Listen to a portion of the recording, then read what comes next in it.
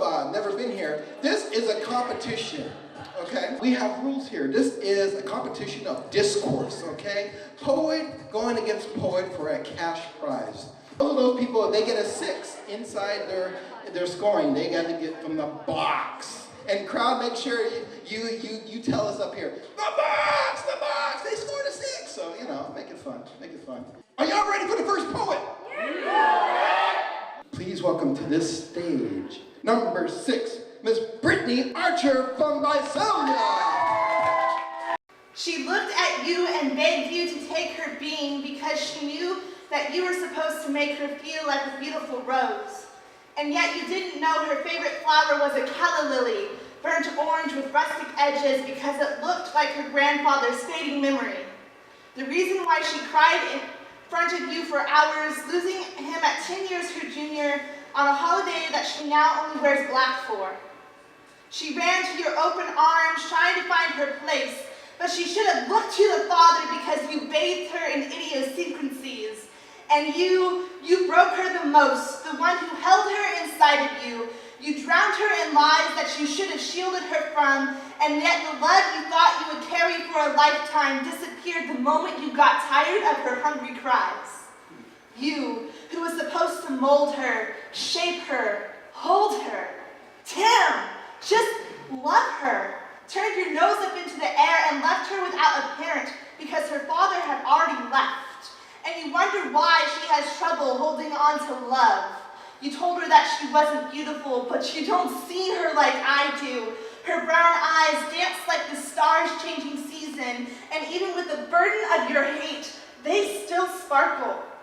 Her freckles felt radiant when connected by the kisses of her lover. The glow when he is around her should be there when you smile at her, yet she tries to hide the black and blue bruises with long sleeves and makeup. And you wonder why she doesn't give a shit that you think he isn't worthy, because you were never worthy, because you gave up when she put up a fight that knocked you into the gutter, because you realized she was priceless and that you fucked up, that there is scorn in her blood, regret and shame drip off her lips as she calls you mother. And you know you pushed her away, the one person who would have loved you endlessly if you had been honest about trying to abort her, about the scarlet letter you bore from the infidelity of your marriage, making her the bastard, the consequence of the big mistake that you can't bear to look at. She sees you for the monster you are. And yet she still chooses to love, despite you telling her how much you constantly abhor her existence, and the tattoo of the anchor on her back that says, I refuse to sink surrounded by calla lilies, is proof that someone, somewhere once loved her. Someone does love her, and he calls her sunshine. Thank you. Give it up for Brittany Archer. All right, judges. Y'all ready for the next poet? Here comes number 1 on the card list. You liked him earlier, you'll like him again, Mr. Mario Manganiello. I suffer from dyslexia, like brain anorexia. My mind knowledge can't be fed, it's like it's dead or even malnourished. But when I get on the mic, I flourish. It's called ADD, my attention definitely disorderly. Looked at as stupid, but I always knew this wouldn't be easy. Some act sleazy. They say I'm slow, but I spit educated flows. Hit harder than body blows, leave them with a broken nose. Some teachers had love for me like preachers, letting me know how to be educated. That was clearly stated. Kids said that I was in the stupid class, but I would just laugh. I may learn on the slower path, but my dreams still attached. In a way, being a little mentally disabled really did enable me to open my eyes and see those who truly have stupidity. People might think that they're better, but they've never been through stormy weather. All they did was grow up rich. That doesn't mean shit. Come to where I'm from and survive it. Silver spoon in their mouth so they have no doubts. I express problems with my lyrical shouts, like racism or racial collision, whether black or white. We can all gather under one mic. All use our minds so we can all shine. Never be declined. That's why I chose writing rhymes. It can be hectic when you're dyslexic, but I will be respected. I'll never ever be neglected. Mario Manganiello. All right, judges, let's see what you give him. Y'all ready for the next poet? Oh, man, oh, man, oh, man. Just last week. Last week. I did a nice little thing with her with the poetry down in Visalia. So I'm sure you're going to really dig her. Miss Rachel Ramos. If you have to choose between money and time, you should always choose time. Because money can be made up later. Time can't. My aunt would tell me this while she was a starving college student in her 40s, because she had finally pursued her degree in history and environmental interpretation to become a Yosemite Park ranger and go on starving in the forest that she loved. I should have listened to her because she knew a few things about making wrong decisions and having wasted time. She got married to please her father, to a man that was picked by her father, but she always knew it was not meant to be. She was not meant to be married to a man at all, but she had to spend 6 years figuring out that she didn't want the same things for herself that her father did. When she first kissed a woman, it was on a perfect night, flooded with moonlight, watched over by sleeping giants. The Ahwahnee Meadow swayed as a body in the breeze that was just cool enough to invite embrace. Even with Half Dome and Glacier Point glowing white for the moon to distract the rare nocturnal valley visitor, she and her shared a piece of their souls at the tree line to be shielded from ridicule or danger. But the price of safety and anonymity was too high. My aunt came out of the proverbial closet, not with flannel and androgyny, but the same as we had always loved her, except with happiness. Even then, it took over a decade for her to follow her bliss and permanently reside in a town called Fish Camp, educating the world about the national park that held her heart. Will I wait another decade or more to follow her example? I'm a natural-born academic with the soul of an artist. I'm fed by beautiful words, but am forced to subsist on A essays and lesson plans. All these years, the starving artist has been within me, lacking flowery prose and free verse. Sure, the occasional villanelle or short lyric would cruelly give it hope of seeing sunlight, but every time it was forced back into a dark corner of my mind, left to starve again. I write every day, none of it beautiful, but for a judgment. If I am judged well by this authority, then I can be judged well by that authority, which will help me get paid well by some other authority. What is the point? I teach to be slightly less poor than if I were a writer.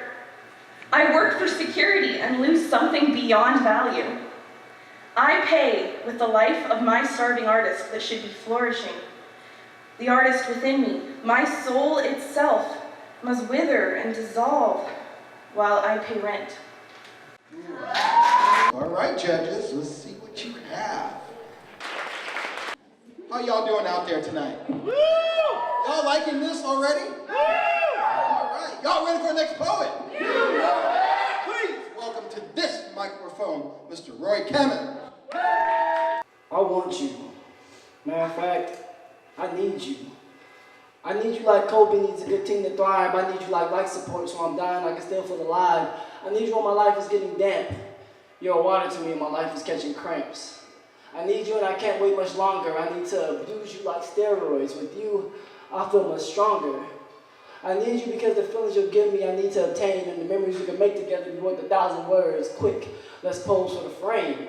And I'm willing to do anything for you, so what's your price? And no, I'm not talking about don't talk about fame, I'm talking about something much more precious. I'm talking about you, success. So wherever you are, can you please meet me halfway, because I'm done and still doing any and everything to get to you. I work very hard. I work so hard that my hard work hates me. If it wasn't a fight to the death, my hard work wouldn't want to face me.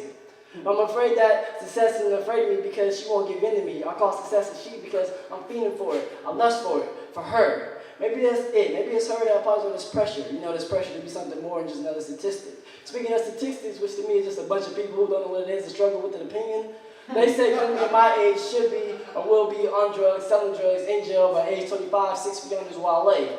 So I guess I'm running out of time.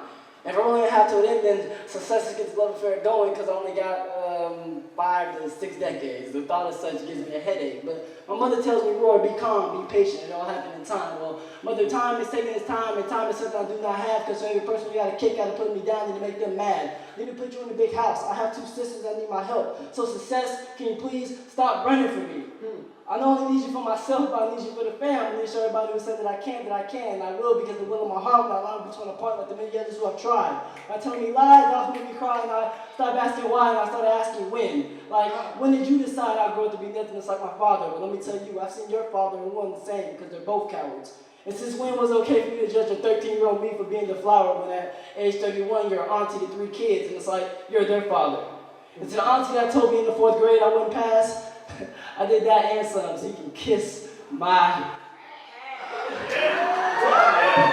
I'm sorry to laugh, but those things right there make me happy because those are little victories. See, I'm a big dreamer, and a dream is be a part of history. And when I do it big, it'll never be a mystery of why. Because I thrive and I push and I fail, but oh well, I'm an angry kid filled with this energy called something to prove. So you're standing between me and success, I suggest that you move. All right, judges, you got something to think about. What a good night tonight. Just like a verbal fight. You know?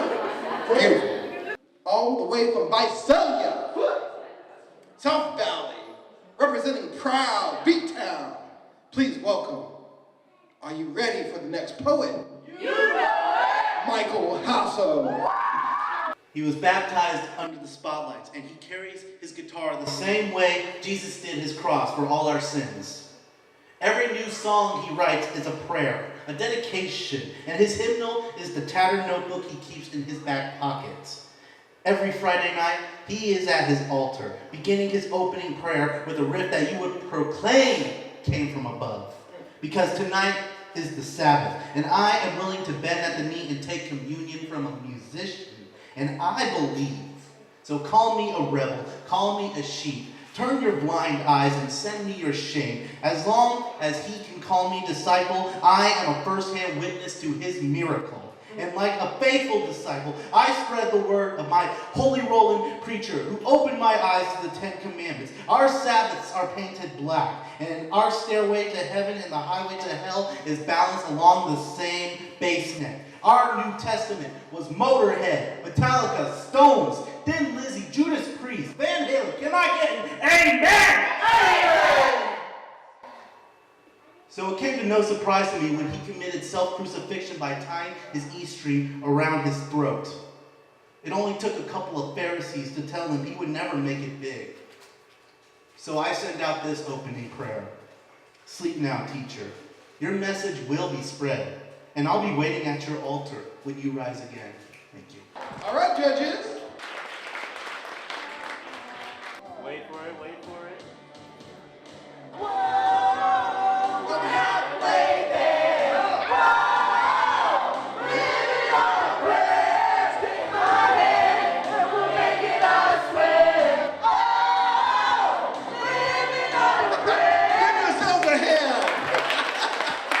You guys are too much. Too much. Y'all ready for the next poet?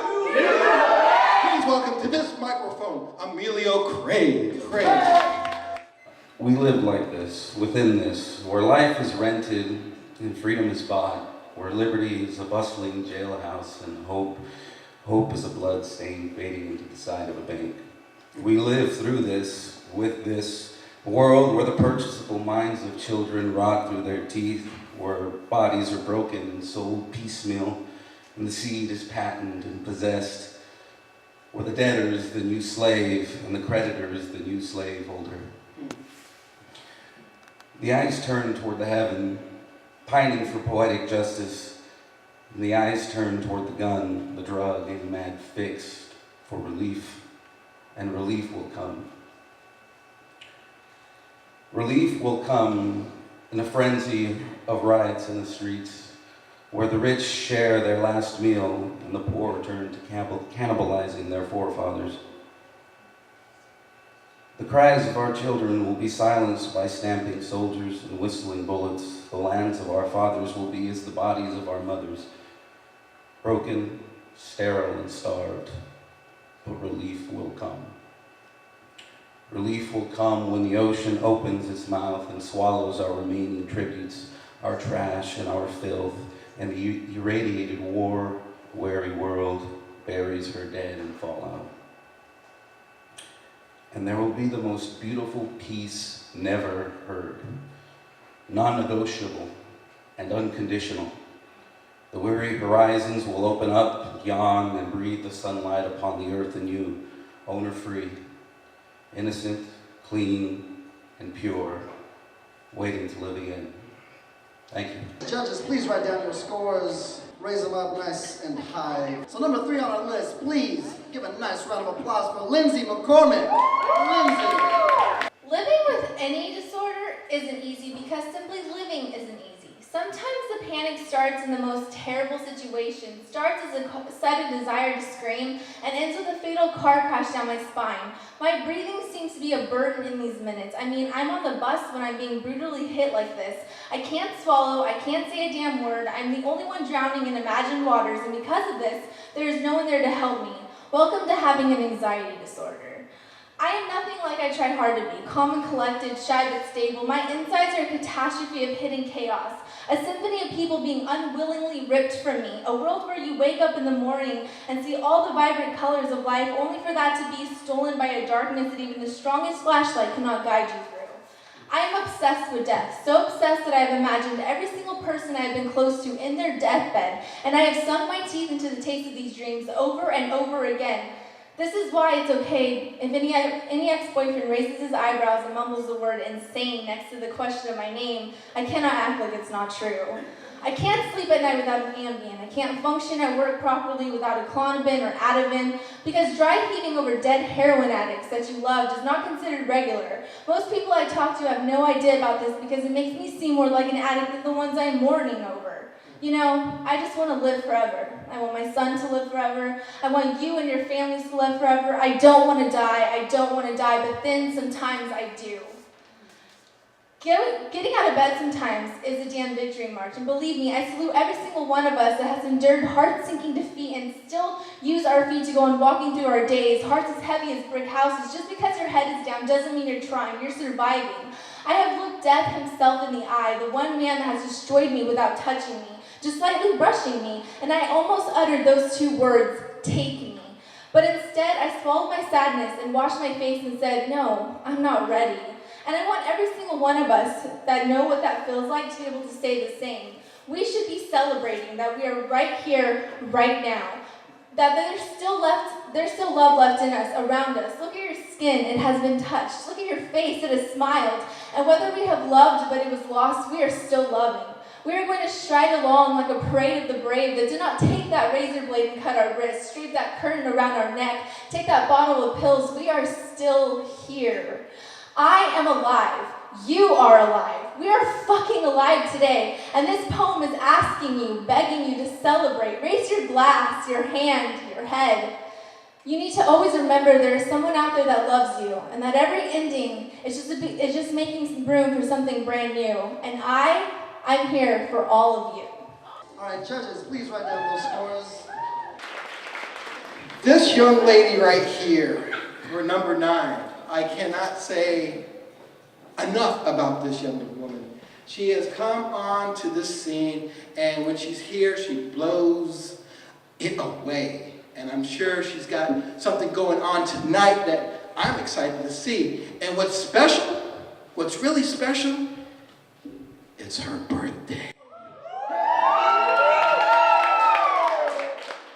Please welcome, or better yet, are y'all ready for the next poet?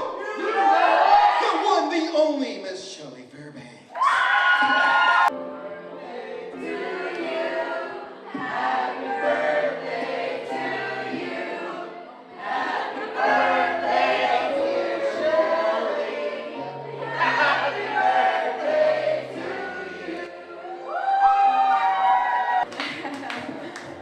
For your information, it was my birthday on Wednesday. It's her birthday today! I'm 16 finally. This one's called Band-Aids. When I was a young girl, every time I tripped and fell, my mother would look at my hands, elbows, and knees. If I was cut, she would hand me a Band-Aid and tell me to be careful. While my grandma would look at me no matter the cuts on my elbows and say, nothing's broken, she's fine, and send me off again because my grandma is a tough woman. She rides horses and doesn't let her age define her ability. My mother is a tough woman. She raises 3 kids and doesn't let the lack of a husband get in the way of her doing so. But yet, despite these 2 being in my life, I am not a strong woman. After my father left, my mother pulled me out of school early to go to a place I'd never seen before. They sat me down in a room with some paper and crayons and told me to draw how I was feeling as a woman, asked me questions. She asked my mom some things, and my mom pointed out that I would cry over every little thing, which was true in those days. I went one more time, and both times that woman I didn't know told me to pull back on the reins. Back then, I didn't know that the woman I was talking to was a therapist, but I told my mother I didn't need one because I thought I was tough enough. But now that I'm older with more life experience, I realize I might need one more than ever, but for different reasons now. I've never talked to a doctor about disorders or depression, but I don't need a man with a clipboard to tell me that there is something wrong with hating yourself. And I don't need cuts on my wrists to tell me that I am not as happy as I could be. But people seem to think that I need visible scars and a permanent frown to be allowed to say I have a problem, because apparently I don't look the part. But if you look closely, I have dark circles under my eyes from the countless nights of sitting alone with a laptop, because I had found a website called The Thoughts Room where I could type in all my problems and they would disappear from the screen, an animation of crumbling and falling that I found to be of comfort. If you see me at home, you'll see a box and a jar, a box full of things that I love, little notes from my friends I've collected over the years, small notebooks of thoughts and things that are soft to the touch, a jar with a silk ribbon and a tiny light tied around it, half full of white paper stars. Because I had been told that you could put wishes in them. But after I had made so many, I could no longer think of any more wishes. I simply made them because it was calming. I brought strips of paper to school so I could make them when I felt stressed, and my teacher told me it was such a Michelle thing to do. I don't know why, but I suppose he's right. My thoughts room, my box, my paper stars, these things are what I keep for when I feel the pressure, the weight of my own thoughts, the ache of knowing it would be so easy to give in, but I'm always afraid if people would think if I started wearing thicker bracelets. If my mother would bother listening to me if I said I wanted help. But now that I'm older, I don't have my mother keeping her close eye on me, ready with a Band-Aid and to be careful. Now I have what I need in my back pockets. My poems, my stars, my notes, my own Band-Aids, my own be carefuls. Thank you. Judges, please write down your scores, raise them up nice and high. Are y'all ready for the next poet? Warms my heart every time. Please give it up for Seth Simon. The style of my poems, everybody has a life story.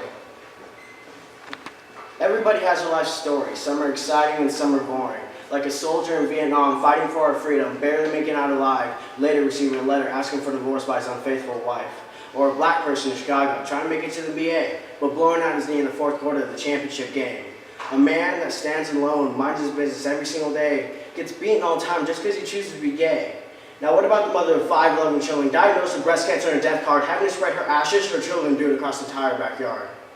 Now I heard a story. I heard a story from a 17-year-old young man. He tells me he's scared every single day of his life, thinking that they'll come back and never leave him alone. The images don't know what frighten him, but the thousands of voices that gnaw on him like a bone. His father, a bipolar schizophrenic, for 14 years he knew he had that certain gene. Never did he thought the day would come where he would hear voices so clearly. All he was doing was smoking weed one day, till he noticed he got way too pissed and he sighed. That was the day that would come, that was the day he should have gave his life a kiss goodbye. 2 months later, he broke down to his mother, yelling and crying, and he says, "I hear voices!" His mother rushed into hospital, as the doctors gave him a couple choices. In and out of mental hospitals, taking medicine every single day, wanted to kill himself several times, thought his life was over and done with. You would too if you had multiple minds. He wanted to meet his father for the first time. So listen to me and get this. I've said this before, a 15-year-old boy flew all the way to Texas. He never got to meet his father, but when he tried to be a good son, his dad told him to get lost as he pulled out a 12-gauge shotgun. He'll never forget the day he saw his father in handcuffs and his chances blown. He just stared the boy down with blank emotion. Mom was right, he lacked a mind of his own. In this story, well, I don't even know what to say.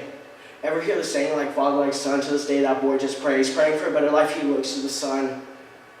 That's the story of the 17-year-old young man. I'm not sure if this is the right timing, but that bipolar schizophrenic, his name is Seth Simon. All right, judges, write down your scores, raise them up nice and high. Are y'all ready for the last poet?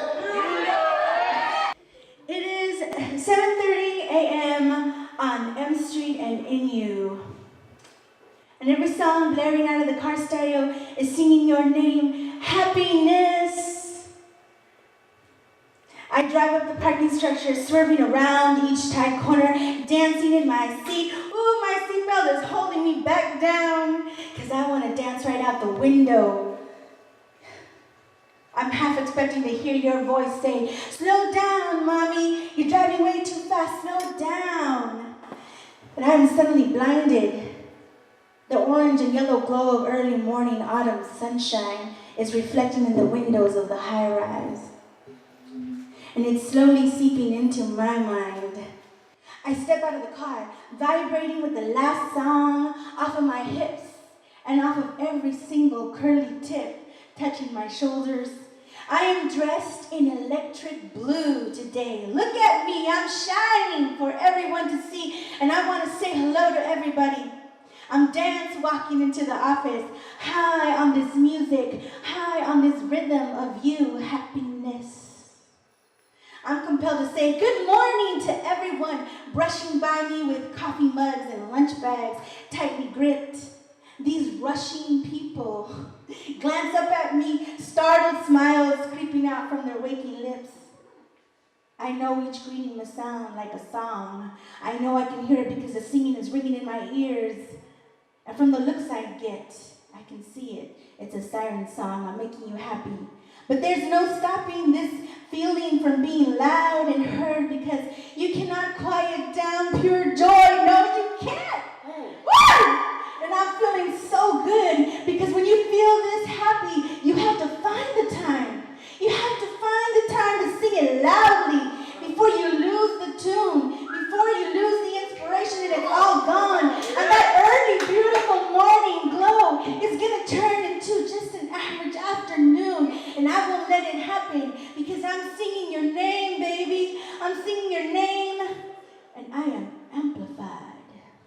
All right, judges.